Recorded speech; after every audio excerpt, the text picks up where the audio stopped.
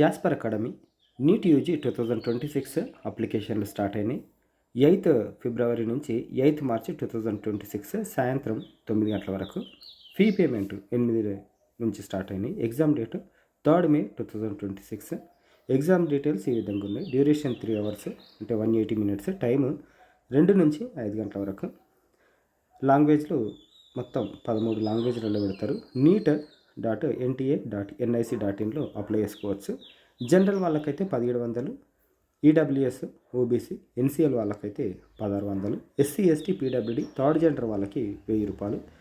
వేరే దేశంలో ఉండి ఇండియాలో ఎగ్జామ్ రాయాలి అనుకున్న వాళ్ళకి ఎన్ఆర్ఐ వాళ్ళకి 9500. ఇంకేమైనా డౌట్లు ఉంటే ఈ దాంట్లో సంప్రదించవచ్చు. ఏమన్నా కరెక్షన్లు ఉన్నాయి అని అంటే మనము మార్చి 10 నుంచి 12 వరకు ఎడిట్ చేసుకోవచ్చు.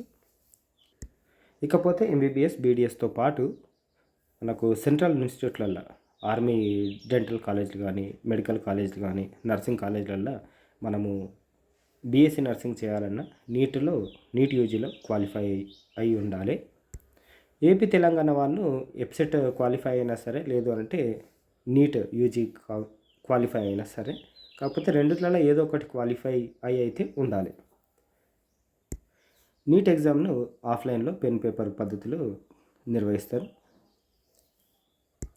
దరఖాస్తు చేసే విద్యార్థుల సౌలభ్యం కోసం ఎన్టీఏ హెల్ప్ డెస్క్ను ఏర్పాటు చేసింది. విద్యార్థులు ఈ నంబర్లలో సంప్రదించవచ్చు. లేదు అని అంటే నీట్ యూజీ 2026@NTA.ac.in దాంట్లో మీరు సంప్రదించవచ్చు.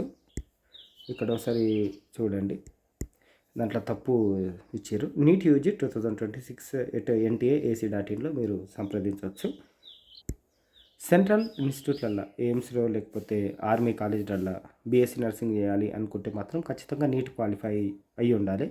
ఎప్సెట్ మనకు స్టేట్ లెవెల్లో బీఎస్సీ నర్సింగ్ చేయాలి అని అంటే ఎప్సెట్ క్వాలిఫై అయి ఉండాలి.